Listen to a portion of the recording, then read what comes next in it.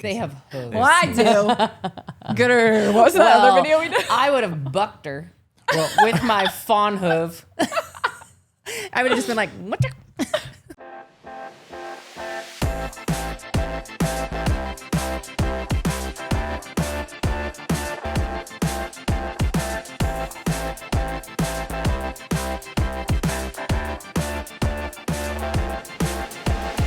I just want somebody to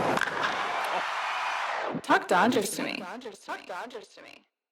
Anyway, when, once again, we're recording again and so much happens that I don't even remember what we've already talked about. The and what weeks we go by haven't. so fast, but also I'm like, when did we record last? Oh, the day after the Jaime Hareen event.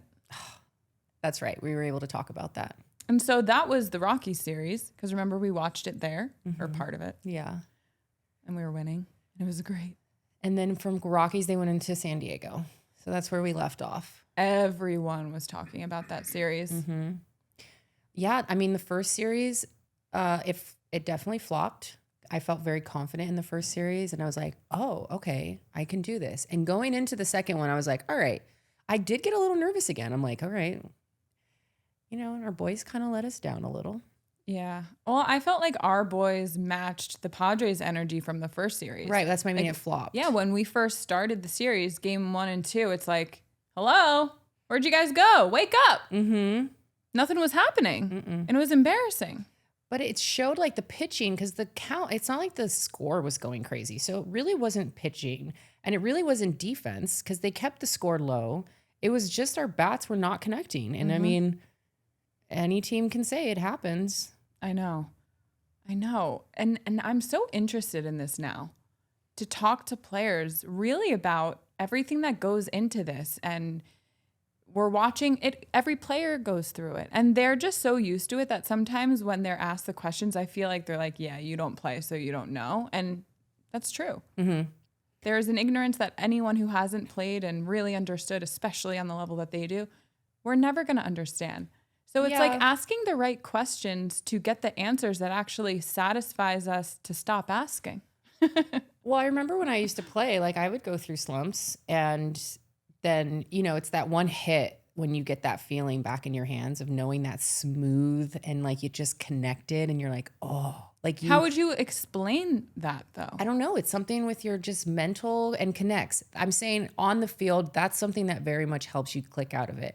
I do believe coaching, the encouragement behind you, the putting in the extra reps, like, yeah, there's things that you have to do to go into it. But I do believe when it comes to a whole organization, like, and how you treat your players, and honestly coaching, or the people who mentor you and are there to kind of give you that confidence when you don't have it, because they dive into you, they give you the nuggets, and I think that's what happens. And I think that's, even with Mookie, Dave Roberts was like, okay, he comes into my office all the time. We have an open communication.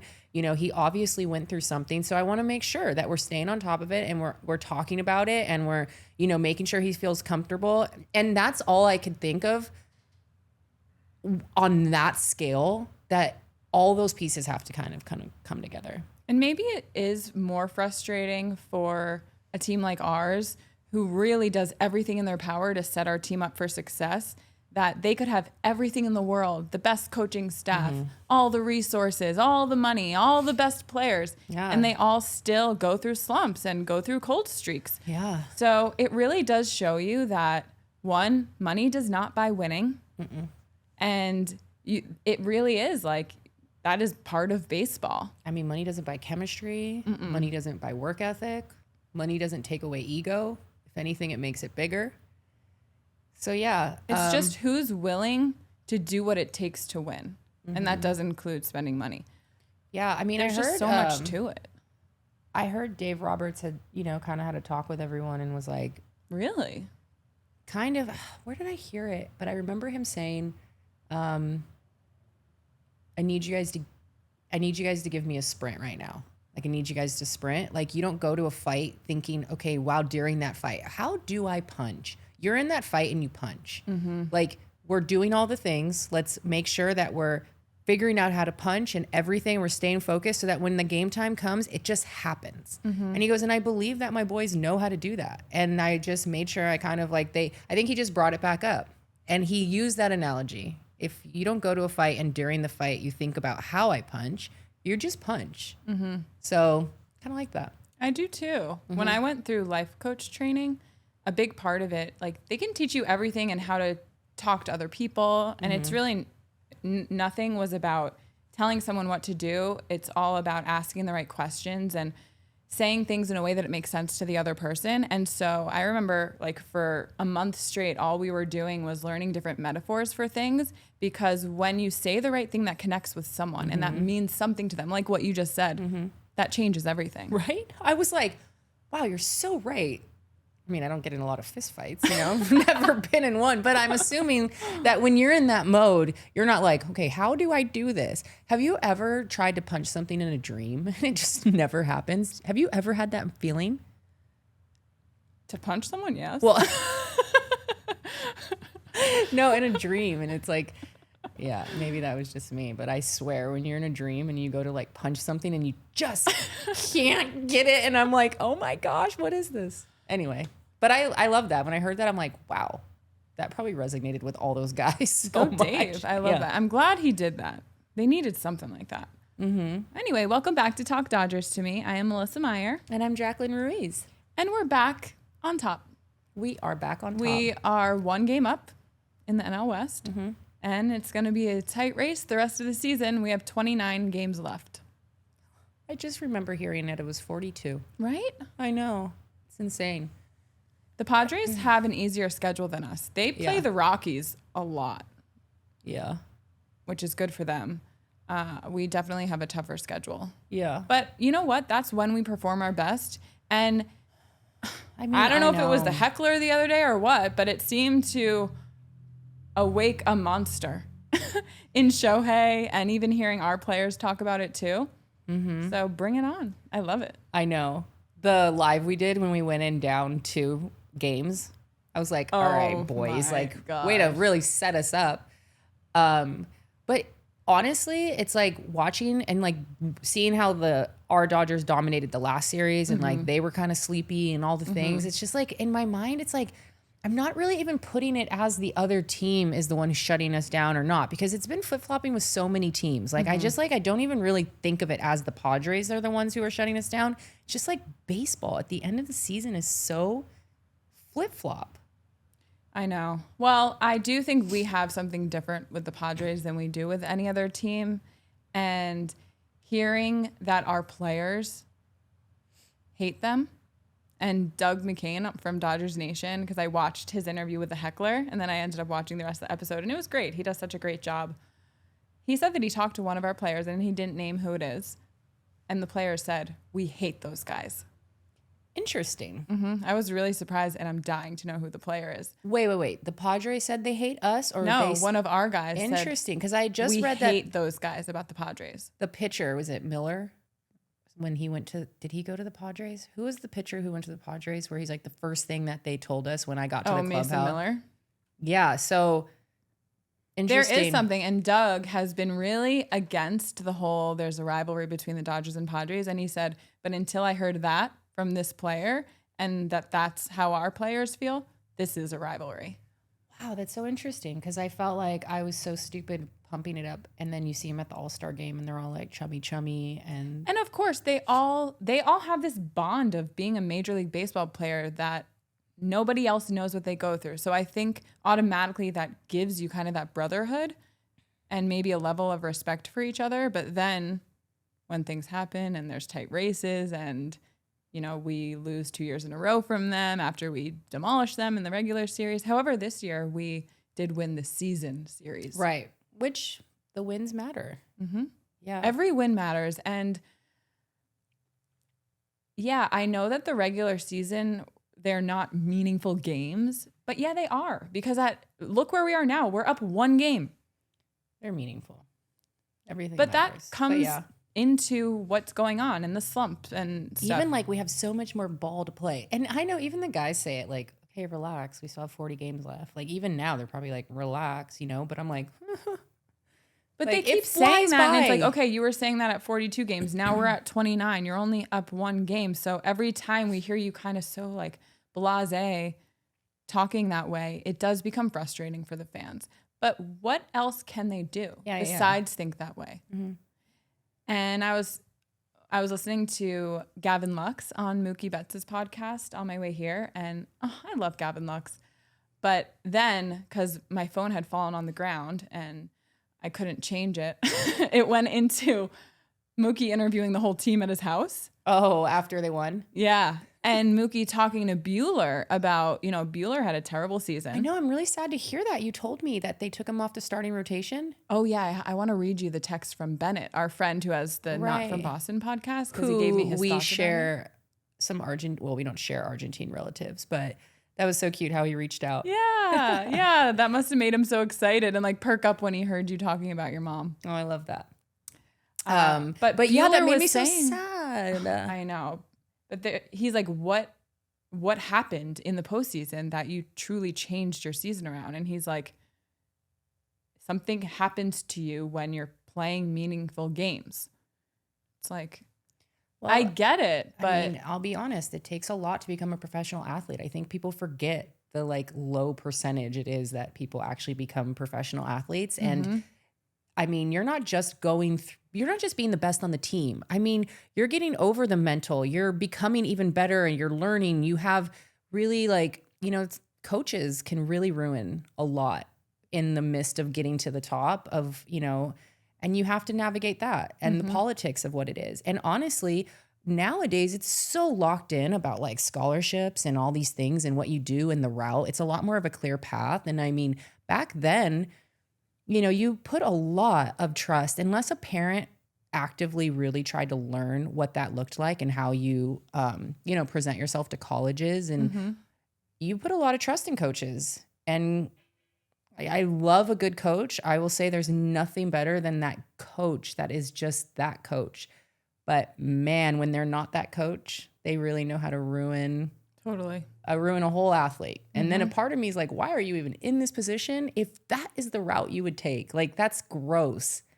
Really gross. So yeah, these guys get to this level and they have gone through it. And I think it's because when you get that moment, you want to be in that pressure moment.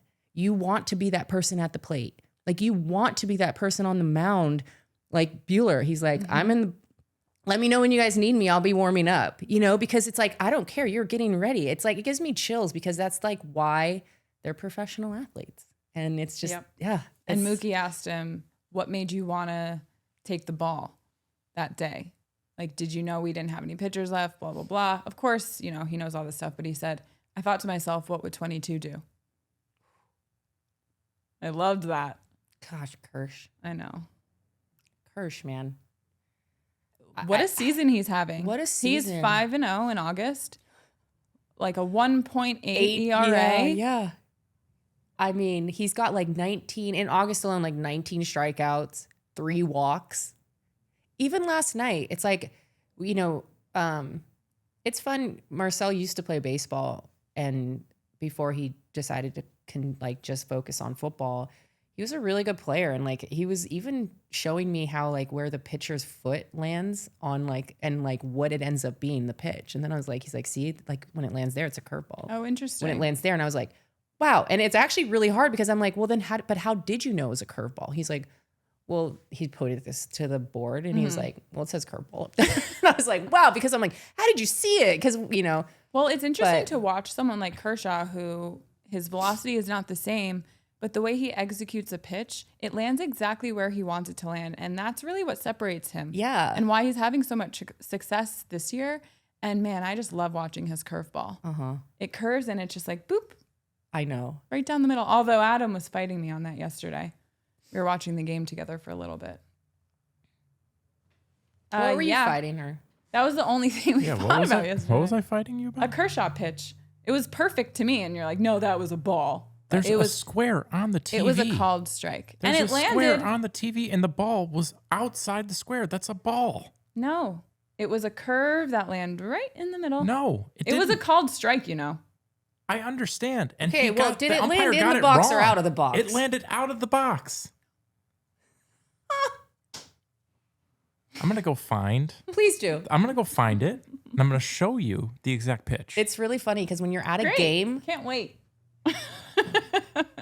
when you're at a game, I hate that I can't see the box. I feel like I don't know. Was it? Kike looks kind of mad at that one. And so I go on my app really quick because it's always delayed just so I could rewatch the pitch and see it if it hit the box or not. And like, I was like, oh, Kike, that was a ball, But I'm like, Marcel's like, what are you doing? I was like, I got to see what's happening because they don't give you enough at the game. They just leave it up to you. Well, I miss listening to the broadcast and really being able to see every single thing, when you're at a game. Obviously, there's nothing better than being at a game, but sometimes I do rewatch just to like really see the specifics. Isn't it fun hearing Nomar?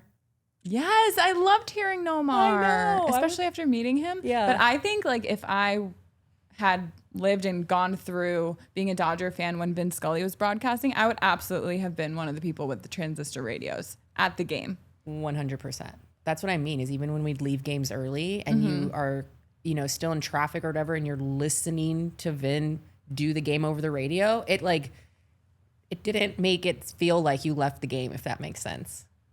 Yeah, I know. He was amazing. It's really funny because I have nothing but wonderful things to say about Joe Davis. Like, I think he not seamlessly, I'm sure there were some things. Because when I think back, I remember when he first came on, I was like, is this guy a Dodger fan? Like, where did he grow up? Because I was like, a part of me kind of was like, why is he being a little tough, Like, he's being a little like playing both sides here. And I remember feeling like, yeah. And my mom reminded it. She's like, man, sometimes I feel like, is he on our team or not? I don't want to hear the good things about everyone else. And I was like, wow, it reminded me that that's how I used to kind of feel. And I was like, where's Vin? I'm like, where's Vin? And I remember just being like, who is this guy? And where is he from? That's so funny because now, especially like when he's chosen to call the World Series and playoff games and stuff, he gets heat for being the Dodger broadcaster and that like, he has bias towards the Dodgers. Well, this is how many seasons more. This was like right at the beginning of the turnover. And I think you have every right to question it. I know. And I remember, and because he does so well, and I do think he is a Dodger broadcaster now. I mean, but my mom reminded me of that was definitely an emotion. When you meet him, I'm like, you're great. And I loved you from the beginning. And then when I really thought about it, I'm like, no, there was a period where I was like, who is this guy? Where's our Vin, Yeah. But that's natural.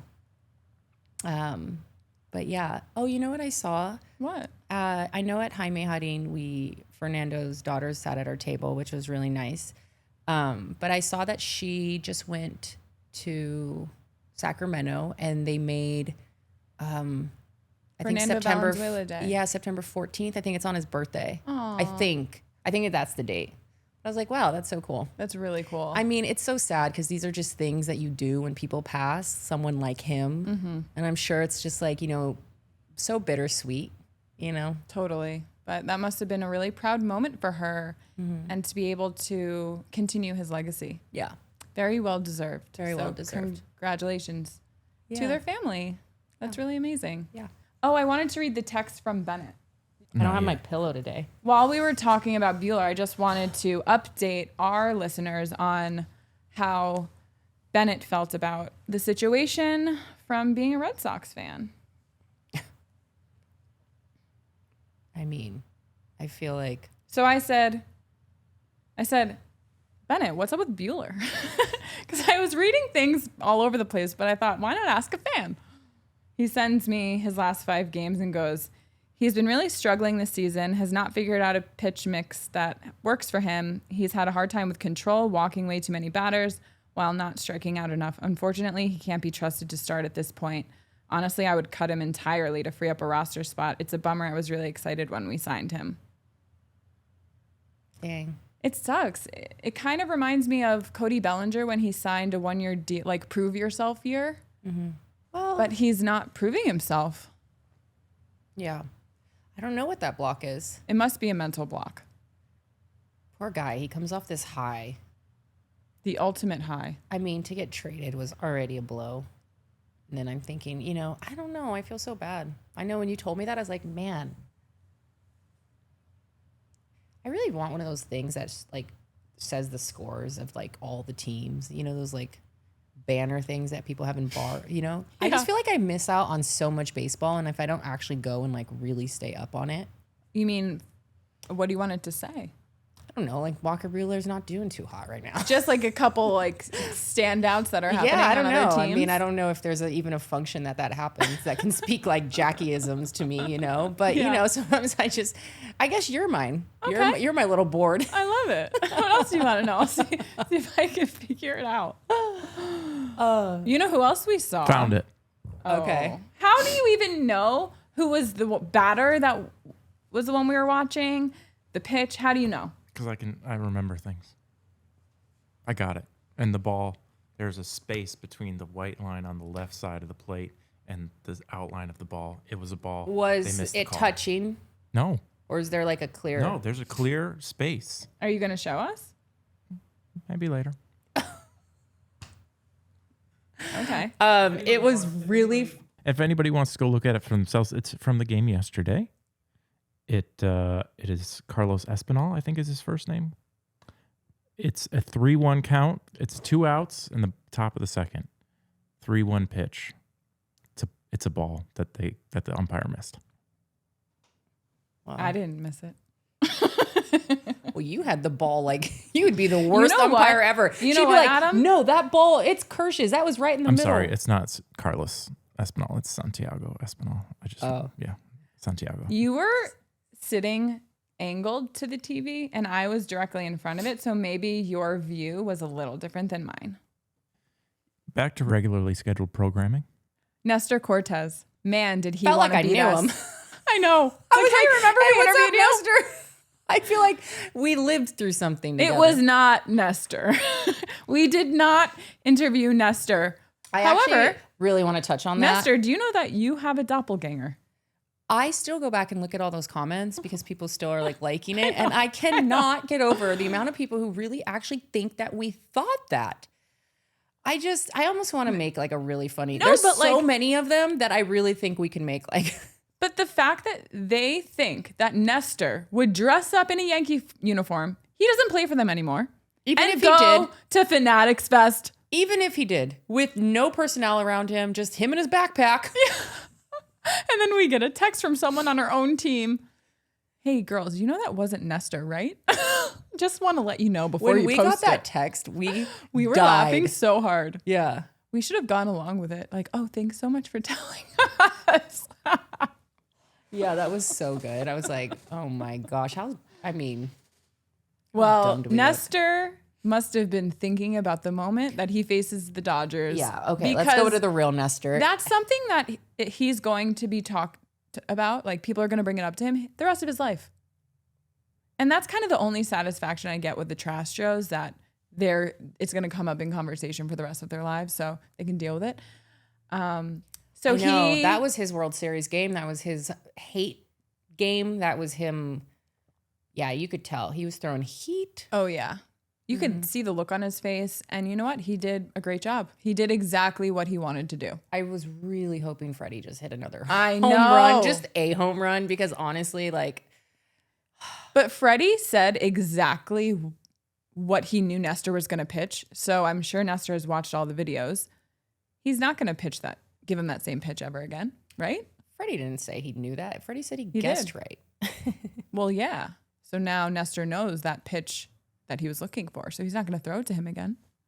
Yeah, but I don't know if Freddie's going to go up there being like he's going to, But I just wanted Freddie to connect just for the fun of it. You know, Freddie is about to, he's inching up to pass everybody in the most doubles. Wow. He's about to pass Chipper Jones, who, he knows from the Braves and has a great relationship with. To be honest, he's on second a lot, shaking his, it's like his, it's so funny to see I him think do it. 'Cause he's it just looks so right awkward. now on the list, he's third in, he only has 36 people to pass. But he keeps climbing and climbing higher on that list, which is really cool. I think he has 34 this season for us. Wow. Maybe Kersh should remind him, like Freddie was reminding Kersh when he was inching closer to that 3,000 strikeout. Honestly, he should. Yeah. I'm sorry. When you said that and you said Kersh, I saw Kersh pick up a bat in the dugout the other day. And I was like, I mean, don't tempt me with a good time, Kersh.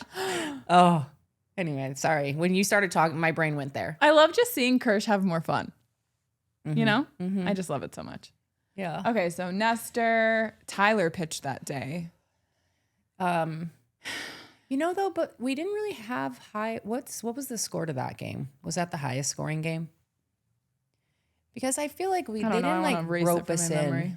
You know, I know. When like we were losing game 2, I was like, what is happening? Well, and because, you know, the Padres girls, let's talk about that for a little bit. So 2 girls who started a Padres podcast reached out to see have they already started the podcast, or is it more like content creation? I think both. Oh, okay. They started it this season and said they've been following us and really like what we're doing and emailed us to see if we wanted to do something with them. And I thought, how fun would that be? Especially with this rivalry. We love meeting other women who love baseball. So we hopped on a phone call and, you know, I'm thinking this is just going to be fun. We're not going to get too heated or anything, but it did. Well, it's one thing to, you know, it's one thing to get on and like chit chat about the game and like what the teams are and stuff like that. But because you're kind of in the thick of it, it's hard not to kind of, no matter what you say, it's triggering the other person. Mm-hmm. You know, it's like we could say anything about any of them. And then it's just like, nah, I don't like him. Nah, I don't like him. And I'm like, okay, like, yeah, I mean, on both ends. I know. So it's like, in a normal sense, like, yeah, I love baseball girlies everywhere. But I mean, it's okay to admit that sitting there talking to the person that you're like in a rivalry with right now, it's just like, and like not trying to be mean, but like also. Listen, we were going to lean in and we always do. But even when we were on the phone, just talking about, you know, they wanted to do an episode, blah, blah, blah. I'm like, let's hop on a live. I think that would be really fun. When we started getting into it a little bit, just talking about our teams, I could tell already. Well, that's the thing. I was almost like, let's read the room and see like what energy they bring. And like, and I even said to her, I was like, you sound exactly like we are just like our teams and how we're talking to each other right now. And she said that too. I know, but I guess for me, it's like, even if I'm at a bar and I'm like talking to someone, I'm not going to be the first one to like throw the punch. Like I can talk baseball to you and it doesn't have to get heated and we can move on. But as soon as it becomes this like, okay, we're doing this kind of conversation, I'm like, okay, let's do it. Like yeah. Well, I just think, I mean, I've been looking back at all of the clips from the podcast the last couple of days, and 1, it's been really fun. 2, we have done some really cool things. I know. And 3, I was looking back at when we were in New York and we're talking about how we're around New York Mets and Yankee fans the entire weekend. However, 90% of our conversations with them were full of respect and how much like love we have for each other's teams. We don't play them as much, so that's one thing. But even then, when we talk to Padres fans, it is always heated. And there's no way around, like, you can't say it's not a rivalry anymore. It is. It's different from what we have with the Giants. This one is dirty and ugly and I mean, a lot of egos and attitude. The Giants ones, it's just been died down the last few years because the Giants aren't really doing that well. So there's no need to go and attack everybody who's just like not really a threat type of thing. But don't you think there is a level of like, yeah, we've won a lot and they haven't. So they don't know what that's like to get to that point and be like, no, you can't act this way because you haven't won it to even have that perspective. Exactly. Like I think in New York, there's this like respect of like organizations. And yeah, if that organization won the World Series, it's like, it's because they earned it. And there's just this respect between, and the Padres are just not welcome to the party. Fine. You can have a rivalry too. Welcome. This is kind of how it is. I don't know why I need to make it that much of a bigger deal. I've had rivalries. Even in LA, it's like people are bred to hate San Francisco and hate New York. But when you have really good ball clubs, even when San Francisco was winning, I had the like pleasure of getting to know some of the organization from where I worked, and like what an amazing ball club, and lot of history and even their coach and like, I don't know. I'm sorry, Padres. I just don't know how to give that to you other than just like the blatant of what the rivalry is now, which does just feel really dirty. There's like no history to it. It's just this like. But I think Well, that's we're kind here of what's too. lacking from when we have these conversations. They get in such defense mode that they just haven't gotten to that level yet. And we're excited for you. We're excited that your team is great and that you're packing Petco Park every game. Like that is great for baseball. I appreciate that just as a fan of the game. Yeah. But you come to the fight with this attitude that you're better than everyone else. But we can see right through that. Well, it's just like I said, welcome to the party. Like, learn how to act. And when they're saying, you know, the Mickey Mouse ring and just the go-tos for people that hate the Dodgers, Yeah, the normal it's just kind of talking an eye roll. Yeah. And it proves every stereotype of this rivalry. But when she started talking about Muncie, I'm like, nuh-uh. Don't you talk about my Muncie. They started telling us that the player on our team they hate the most is Max Muncy. And they said it's because, and they heard from an inside source That our team doesn't like him. Okay, that threw me. Did you see how he was the first person to like hug Lux and when they gave him his ring? And it's just like, it's such a stretch. It was just funny. Yeah. Anyway, I don't want to get into the ins and outs of every single thing of the conversation because they're still posting clips about the Dodgers. And it's like, aren't you on a new series? Like, move on. It's like all they want is to just beat us. And then it's like, whatever else happens. No, but that's so funny because it's like all they talk about is the Dodger fans care so much about the Padres. You're the one making all these videos. You're the one taking the time to film yourself talking about how much the Dodgers apparently talk about you. Yeah. Anyway. Yes. I didn't know why they didn't like Max Muncy. I thought they maybe had a thing against fawns. About what? Thing against fawns. Fawns? Fawns.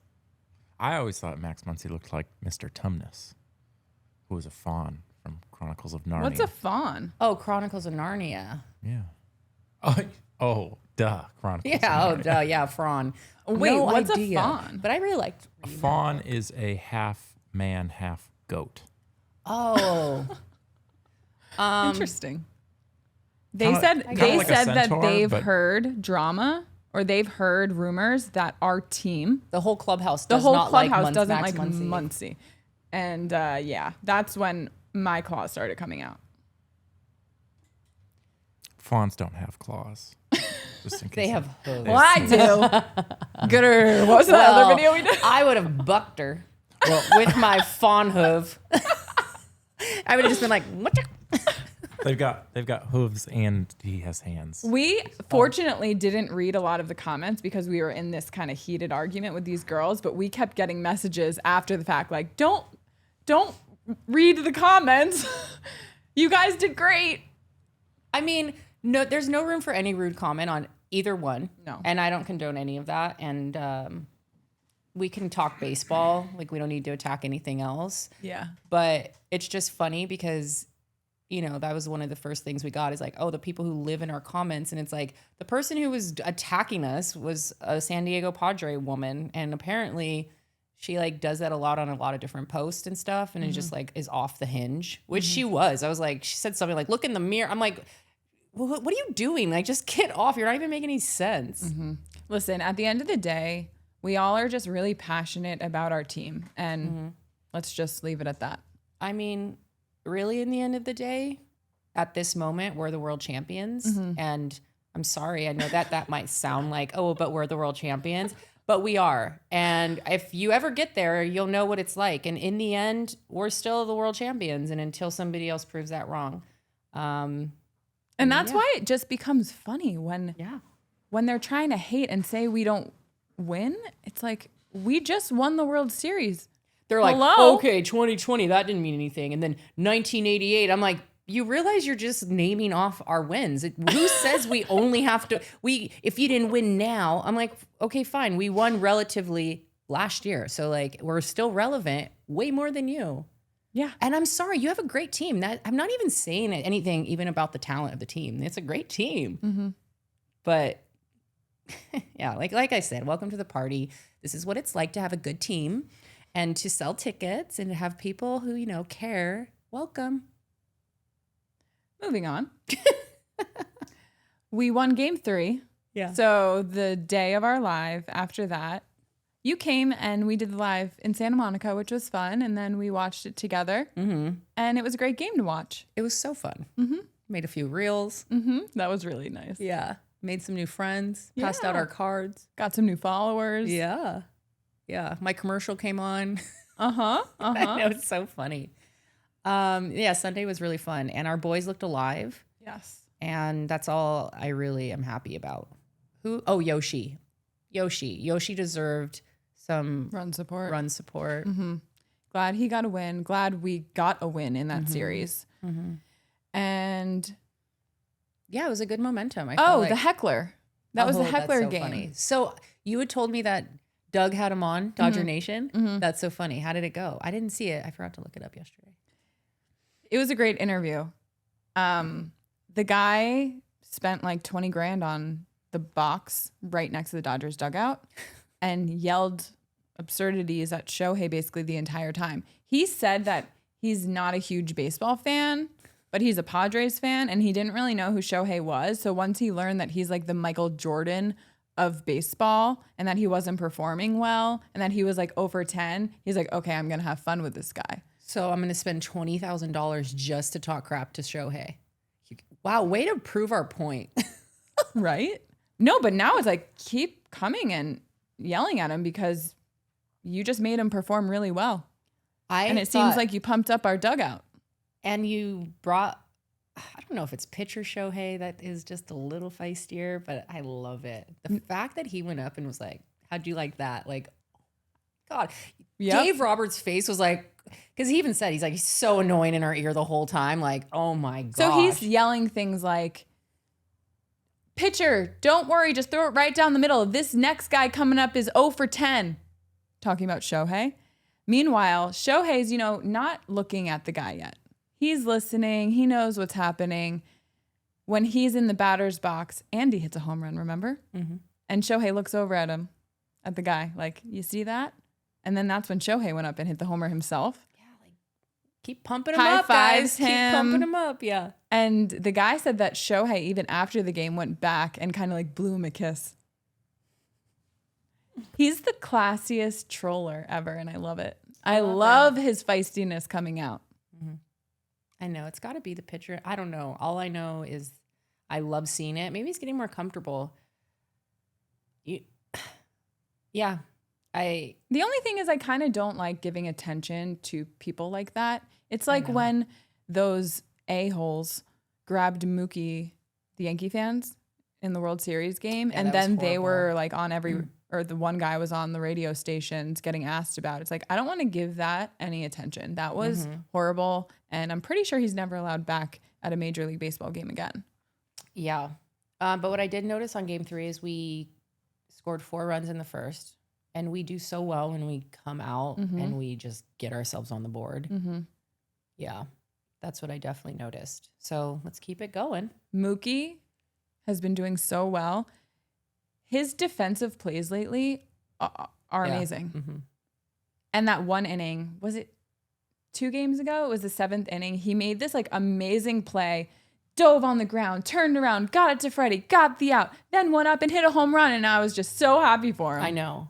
Even last night he made a play and just fires it to Freddie, and Freddie just stretches his life out to get it. Man, he does the splits. Oh, but I'm like, he was probably like, because of the effort Mookie did, like you could tell Freddie was like, I am not letting this be safe. Mm-hmm. And it was just so fun. I just out of me, I was just like, Mookie, because it's just so fun to see when he's just connecting.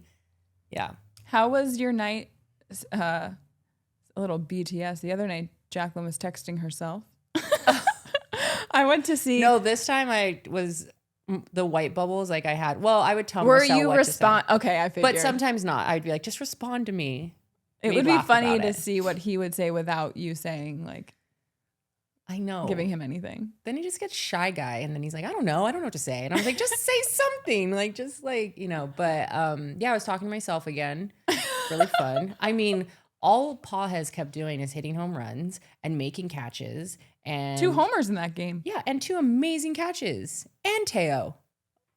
I was so happy because one, I'm like, okay, I was really excited. Sam and I saw Freakier Friday, and one of Sam's first clients when she was 21 was Lindsay Lohan. So we have a relation. Sam has a great relationship with her still. I've met her a couple times. It's really nice to see her having success, and she seems happy and calm and in a good place in her life. The movie was so funny. Oh, so funny. So funny. I'll have to see it. But walking out of it, I check my phone and I'm so excited. And I'm like, what's the score? And it's 7-0. It was a fun game to watch. It was really fun. That was the game that the guy from BTS, V, threw the first pitch at. It was interesting because he wore number 7 and we won 7-0. I liked that. Yeah. I mean, that was crazy. The fans. Oh my gosh. Who is this guy? I saw that he like FaceTimed Kim. Oh yeah. But I did see that Yoshi caught his ball, and then Did you see Ohtani- when Shohei introduced himself? It looked like V was starstruck. He has like something point million, like he blows Ohtani even on followers out of the water. BTS is massive. Yeah, they're massive. Okay. Think of like NSYNC and Beatles, but like, I've heard it. yeah. Were you in NSYNC? I liked both, but Backstreet Boys was my first concert I've ever been to, and they came out on surfboards, like in the abyss. It was the I coolest was an thing. NSYNC girl. I loved both, but I was way more of an NSYNC girl. And then once we had Justin, it just gave us an edge. Forever. Yeah, really. I've heard you talk about crushing on JT. Yeah, it just gave us an edge, and we were better. We were better, like all of it. All our albums were better, and now I'm kind of mad at NSYNC because you really in Backstreet Boys is I mean, I don't know if NSYNC could get out there and do that same I'm thing. dying to see their concert in Vegas. I know. I had an Aaron Carter poster on my wall. Oh, poor guy. He died. Well, it's really sad, you know, All right, let's get off the boy. the band. media and what it does. Oh, you I know, mean, when you were just talking about Lindsay Lohan, I'm like, she should really hold a class because I don't know what she did to pull herself out of it, but Amanda Bond, I mean, all of them. But the industry, that's why. But also the pressure when you're so famous, so young, and you have all this attention, it even changes the dynamic of your family. No, totally. You know, you start really paying sad. your own family I members. mean, Britney Spears. That is just the most heartbreaking thing in general. But people, this is my point, is like the industry continuously just eats people alive and spits them out. And we just keep on going and we just watch them suffer along. And it's like, no one is like, what the actual F? Even Justin Bieber. I know. It's like Demi Lovato. I mean, the amount of people we've just seen, and everyone just is like, oh, I guess this is normal. Keep going. Next concert, next this. People want to know that other people's lives are crazier than theirs. Yeah, it's really sad. It is. And now we don't even know what's true, what's false. Yeah, I know. It's like the whole. They can release a story that Mookie demanded a meeting and then like, you know, the game of telephone of people telling the story and how it changes and then what it ends up being. It's like, this is crazy. I know. We haven't even gotten to the Reds. Oh, yeah. Sheehan, We're about to be the first team to sweep them this year. I hope. But game 1, Hunter Green, he's a hometown boy. Oh, yeah. Tell me about him. He went to Notre Dame and he got drafted to the Reds. And apparently, Marcel went to Notre Dame, so I was getting the ins. I think like a few months ago, we ran into his dad. somewhere. Really? Yeah. It's just fun. Is he, how old is he? Like, is he a young guy? How long has he been in the big leagues? I think he got drafted got pulled up in 22. Oh, okay. So he's younger. He's definitely younger. And he throws like over 100. I know, but I guess in high school he was like just a phenomenal shortstop. Really? Wait, so he wasn't pitching in high school? Or he was doing both? I don't know. I didn't really ask that. I should have asked that. But all I heard was like, he's not just a pitcher. He was a phenomenal shortstop. So, but I'm assuming you don't know- just switch over in the minors. Well, I don't know. No, they Yeah, do they because do. I just heard an interview with Manny Machado, and Manny said he used to pitch. And I was what like, about, what? wasn't Kenley Jensen something He else? was a catcher. Can Kelly's Wow, huge. I he's can't huge. imagine I him cannot being a imagine catcher. him being a catcher. Wow. Yeah, crazy. Yeah. So yeah, maybe you switch over. I didn't ask that, but he was not really happy with his outing. But I just, in like the algorithm of local, people were really happy that he was back and wanted to go and support. And so It must have been cool for him.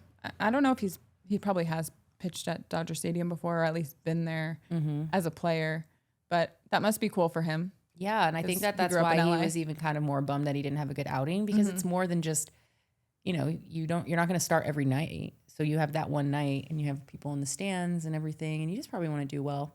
Well, we know you're a good hunter. Yeah. But yeah, it was fun. I loved seeing Gavin Lux get his ring. I know. You could tell that he was holding back tears, seeing all of his teammates come out. And I think that seems to be where the emotions come from for the guys when they see their entire team that they played with for years. I mean, Gavin was drafted by the Dodgers. We've watched him make his debut when he was 21. So to see all the guys come out to give him his ring and pay him that respect that way is so nice. It's funny you say that, because I'm not to skip off Gavin, because I'm really happy to see him. I feel like he's one of those guys where it's like, I just kind of want you back. I know. He just seems happier with all of us. Well, he's like one of the guys that it is so heartbreaking when they leave, because you've watched them from the beginning, watched him get injured, watched him try and be a shortstop, watched him kind of fail at shortstop and move to second. And now he He's doing completely really well. switched gears, and he's on a team where he's kind of one of the more experienced veteran leaders on a really young team, and might be the only guy on that team with 2 World Series rings. Yeah, isn't that crazy? He's been doing really well, though, and that's what you always kind of hope for. I just always liked him, and you feel a connection to these guys when you watch them from the beginning. I know. And because Molly came on the podcast, of course. I know, that's so cool. But when Will Smith was on Mookie's, and he's talking about, he's like, yeah, I'm super excited. Like, I probably have like 7 or 8 more seasons in me, and I was like, wow, you have so many more. That makes me so happy. Isn't that cool that Will Smith is going to be another guy that most likely will only be a Dodger? I hope. It was really, really interesting hearing his perspective, because we don't hear from him that much. So to hear him open up on Mookie's podcast, like with someone he's comfortable with, I really enjoyed it. I already have questions that I want to ask him when we get to interview him eventually. But you think about all the prep he has to do as a catcher on top of everything else. It's like, I would just be so curious how he kind of compartmentalizes and sets himself up for each day, learning each pitcher, all the new pitchers we have, now pitching with Shohei. This is his not 6th even that, but season it's with like Kersh. you think you're going to like make a good call, and it's like they shake you off, and it's like, and then, it either lands or it doesn't. And, it's like all the things that go into the back end. I know, it's pretty amazing. It really is insane what professional athletes really, when it comes to the books. On Netflix, I was watching this quarterback thing, and it's like, man, the way that they go home and like look at every single play and recite it to themselves, and they have like, they try to get their wives or girlfriends involved, because it's like they have to study so much that it's like, it is it's pretty insane. People say like the dumb jock, but I don't know. They do not look dumb. No. Yeah. No, not at all. Yeah. Did you see the moment where the iPad flew off and they're talking about Kershaw? It was like Kershaw was like, all right, no more, you're done. Yeah. I saw That was really funny. Another moment I really enjoyed, and it reminded me of, Adam, the scene in Bull Durham where they go to the mound and they're just like not talking about baseball at all. Yeah, lollygaggers. Yeah, no, I didn't see that one. It's a Where is it great based? movie. Ron Shelton is the one that you met at Kennedy Marshall. He was my first interview ever. Oscar nominated director, writer. He wrote and directed Tin Cup, White Men Can't Jump. Bull Durham is definitely his most successful and what he's most known for. And we love Ron, and he's great. Love that. Anyway, there's a scene in the movie, and Ron used to be a baseball player, minor league player. And they go to the mound, and they're not talking about baseball at all. He's like, so what are you getting your wife for her birthday? Blah, blah, blah. And it's just funny to think of, is that really what they do? That's funny. Are you talking about when they went to the mound with Kersh? Yeah, And no. they were like, when well, yes, they were talking about that, and they're kind like, of you're saying something, right? Or you're saying something. Wait, so is Mookie like the captain of the infield? So if Mookie goes to the mound, that's basically him calling. I thought it was the catcher, Well, but yeah, Mookie said he like walked towards and the then mound Will first. Smith was like, yeah, but no, that wasn't what I was gonna say. It was when Will and Joe Kelly were having a conversation in the dugout during the World Series when Ben Kasparius, this is his first World Series ever, and Joe said, you know, if he gets nervous and you need a mound visit, make a joke. oh yeah. And so he's like, and Will, can you imagine Will coming up with a joke? He's like, okay, so like, what kind of joke should I say? And Joe gave him one. I forget exactly what it was, I think but it was something Will about a said that. Sapporo or something with a beer. Like, yeah. okay, so yeah, after the game, let's like get some beer. One, I can't even imagine Will doing that.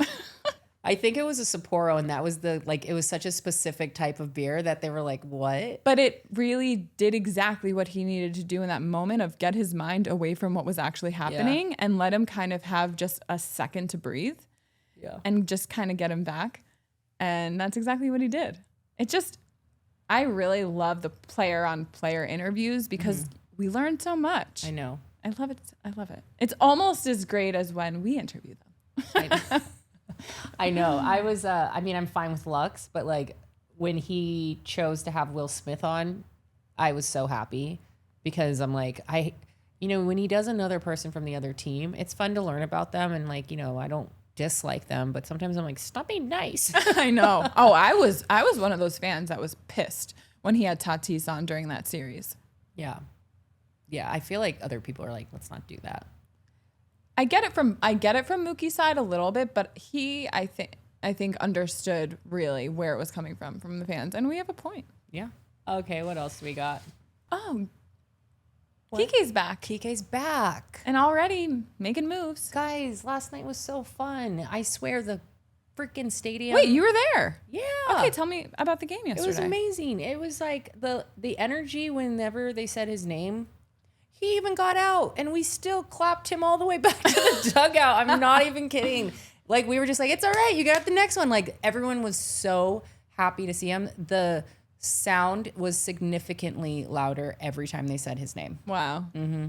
And he had his Kiki, that song playing. Mm-hmm.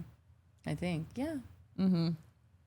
Yeah, it was good. And when he got his first hit, it was really fun. And it really does. And then I listened to the podcast he was on, and they said, what is it like, being embraced by so many of like the LA Hispanic community here as a Puerto Rican? And, he got chills and he goes, I just like really leaned into it. And I'm fine being the voice in so many ways and I love it. And he loves the community. And I could see that last night. I'm not kidding. Like you could just tell everyone was so happy to see him. And I'm not, even when he didn't make it on base, everyone still clapped and like made him feel like it's okay. I love it. Yeah. So it was really cool. Didn't that interview make you want to go to Puerto Rico? I mean, and go to a Bad Bunny concert? Have you ever been to Puerto Rico? Mm-hmm. No, I would love to go to Puerto Rico. I've actually been twice. Yes, I would. I'll be honest, living in San Antonio, Bad Bunny was everywhere, every second, every single. I'm a little OD'd. It wasn't until this concert that I saw him do like, I was like, okay, that looks fun, because I'm not kidding. I got to the point where I was like, get him off. Really? Yeah, it was everywhere. Like, I mean, you remember when the radio used to play the same song too much? It was yes. kind of like that when you or like in Christmas time, like the holiday music. When you're over it. When you're like, okay, get a new song. Or when they start playing it in like October. Mm-hmm. Mm-hmm. Yeah. But Puerto Rico, that sounds fun. Let's go. I've been to San Juan. Oh.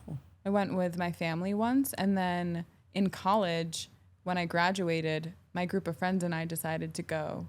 And because I had just gone with my family, and had the best time, we literally did like the exact thing. Stayed at the same hotel. Wait, that's so interesting. Do you think it's because you're East Coast? Like, because I've been to Mexico. Have you been to Mexico? Yes. Oh, okay. You know how to mean how it'd be easier to like go to that, that's and like true, maybe though. that was your like Latin country you would go to. Mm-hmm. Well, I guess it's still U.S. Man, we drank so many. What's the strawberry daiquiri and the pina colada drink called? I don't know. I'll be honest. I've never really been a super sweet. But we drank them the entire time. And also, it would rain on and off the entire time. So it would just be like downpouring for 5 minutes. We'd all like go under the umbrellas and just wait for it to be over and drink our little drinks. Oh, Miami Vices. Oh, I've never had one. That's how it was when we went to Miami. Look at his face right now. Why are you disgusted with us? I don't know. I'm not even looking at him. You probably would love a Miami Vice. Adam loves sweet drinks. Okay, so Gavin Lux got his ring. Very happy about that. We're playing well again. I'm so happy. We're 1 game up from the Padres. I just hope traveling to the East Coast, we have 2 more East Coast spritz to get through. I know. It's kind of annoying. It is. I just want gotta them to go back stay to here. freaking Pittsburgh. We got Pittsburgh and then Baltimore, right? Who are we playing next? Pittsburgh Pirates. Well, Pirates? no, Arizona. Right, Diamondbacks. Yeah, then we go on the road again. But it's Right, like we okay. still have to like go on the road right before October. Like, come on. I know. Schedule's weird. I know. They said that that's what would happen. That would help if they did that whole realignment type thing. Mm-hmm. Things like this, where the Dodgers going back and playing 2 more East Coast games when they're already been over here. They shouldn't have to be traveling back. They've gone over there enough to where their schedule should have looped those in already. It's a disadvantage compared to other people who don't have to go back, and it's tiring. Totally. So, we'll just wish them well. Should we do Player of the Week? Okay. Did we miss anything? No. Well, Vesia's on the IL. You kind of called that. Well, you could tell that something was going on. You were going to ask us a question and you wanted our natural response. Oh, yeah.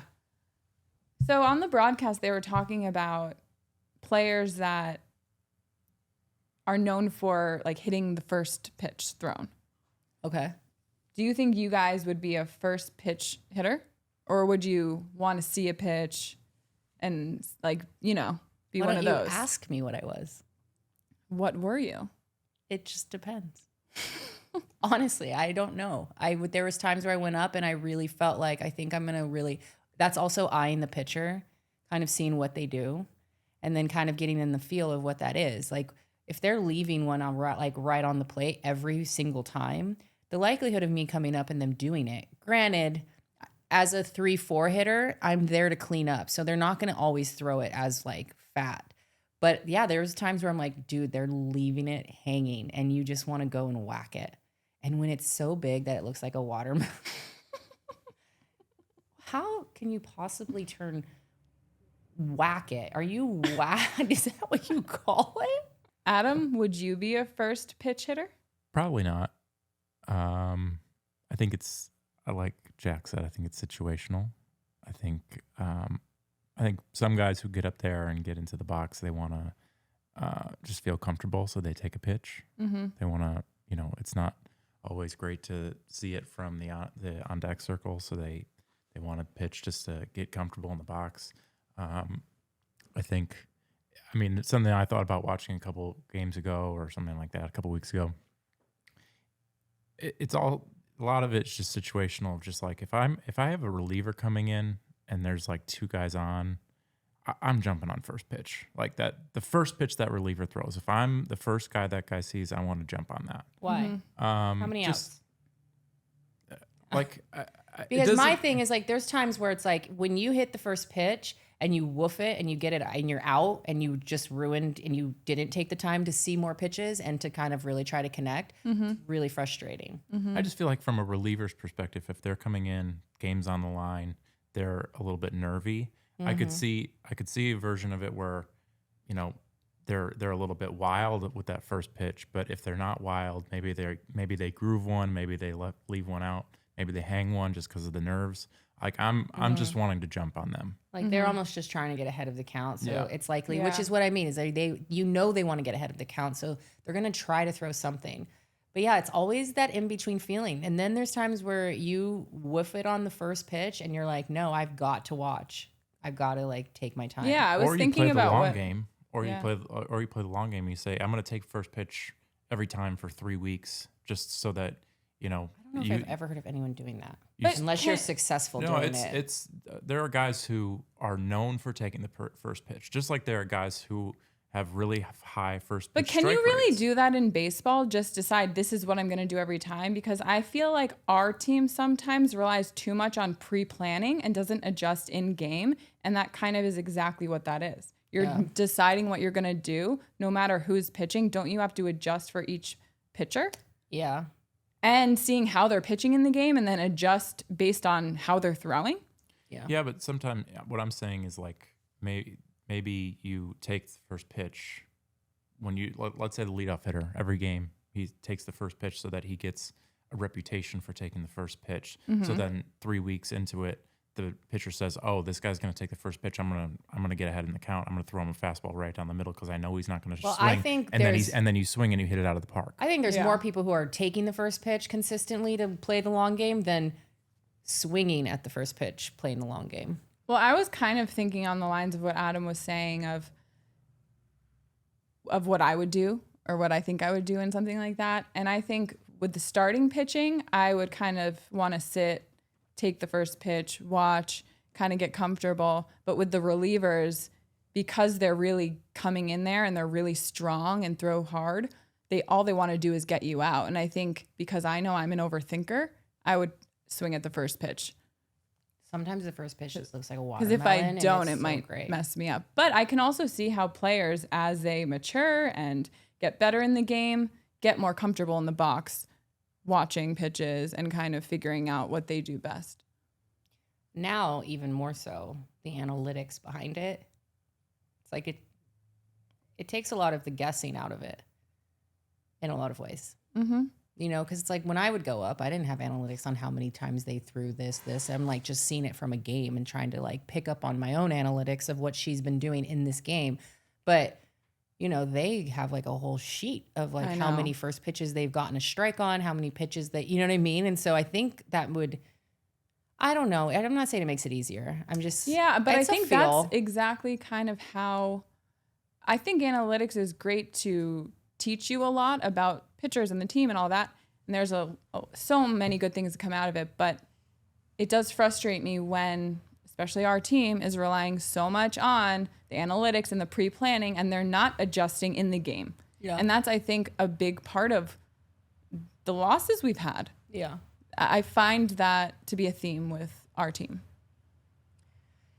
I just don't think there's any one written rule of how you do it. I don't know. Analytics can help a lot. They obviously know how to administer it, but sometimes it's like, yeah, it really can kind of get you overthinking. It's a little bit of everything, and that's kind of a feel. What makes this game so hard and so cool and so interesting and different and so much psychology behind it. Yeah. There's honestly. no one right thing. So it's when a team is kind of firing at all cylinders and doing it all right, that's what is special, and that's what creates a winner. Did you see some of our new celebrations? They're like so many. It's insane. This I love one that again. Freddie does this every time. Freddie still does his thing. Uh-huh. Yeah, we've got a lot. We haven't gotten a lot of this. I kind of like that they changed it up. Mm-hmm. They're like, okay, we're done with that. Mm-hmm. I wonder if they talk about it. 100%. Johnny goes, no more fanaticos. I really love him. Okay, player of the week. Oh. Really? So many. Okay, well. Take your pick. Okay. You know what? Okay. I was going to say one name, but I'm going to say another. Okay. All right. Ready? Player of the week. 1, 2, 3. Emmett Sheehan. That's a new one and a really good one. I didn't even talk about Andy and his base running. Yeah, why do you hate on Handy? Is love it because Andy. I love him and he's doing so good? I love Andy. Okay. I just think that he made kind of a rookie mistake. If Andy's on second base and the guy at bat hits it in between second and third, that's a no-no to run. Wait, in between second and third? You don't run to third. There's no one on first. Oh, okay. So he doesn't have to run. Was it in between? A ground ball between second and third. Who did it? He ran and got out. Where did it get fielded? Did it go through the infield? Barely. The left fielder threw it to third and got Andy out. He shouldn't have run. I just thought that's kind of like a little league thing you learn. I know. I got to see how it played out because technically, if it barely made it, was it enough into the outfield where the No. Okay, so that's where it's like, because like there's such a big gap. Like if it just made it through, I could see how he could make it because the center fielder has a lot more to, or the left fielder has a lot more to run up. So he has that gap when he's fast, so he can probably make it. But if it didn't get past the infield very much and the player's right there to turn around and throw it, then like, yeah, that was stupid. But yeah. Usually when he makes an error, he'll get so mad and then he comes back and hits a home run. So. Totally. And you know, he you have, learns. they're human. No, of you have like course. kind of, but yeah, that is a very routine. Like you're really supposed to just stutter until like you see it go through and then you take off. But you have to somewhat have a judgment call on how far it went through. Mm-hmm. So, But yeah. what I love about Andy is that he really does learn from his mistakes, and I bet he won't make that mistake again. Yeah. And we won the game, so it's okay. I know. I can't get over how much of a momentum shift he is. And he just really is quiet about it. He just kind of comes up and I'm just so impressed. He's one of the guys, like, what would we do without him this season? Like a Ben Kasparius. I know. Or even Tommy Edman when he came in. I'm excited to have Edman back. I can't wait to have Tommy back. Yeah. When That's did gonna he be join great. our team last year? Trade deadline, remember? Tommy and yeah. Michael Kopech? He's supposed to be coming back soon too. I miss him. I forgot about him. We need a song. He is the good one. It's I like, love his song. I Yeah. love when the lights go down. Yeah. Yeah. Oh, we was saw good. Scott. Didn't Scott pitch? Tanner? Tanner? Yeah. Didn't he come in for a little bit? Mm-hmm. Yeah. Happy to have him back. Yeah. We just have to keep the momentum, I guess. We're doing good. Mm-hmm. Hopefully Dave's talk fired everyone up. I love it. And Max Muncy for life. Oh, well, I chose Emmett Sheehan because, one, he had a great outing. This was the first time he pitched 7 innings straight. Shutout. Phenomenal. Pretty sure he matched his career high of strikeouts. And I was so impressed. He did a great job. And so, Emmett, this is your first time being our player of the week. Congratulations. Yeah. Honestly, yeah, I had to stick with my boy. I was just too fired up not to choose him.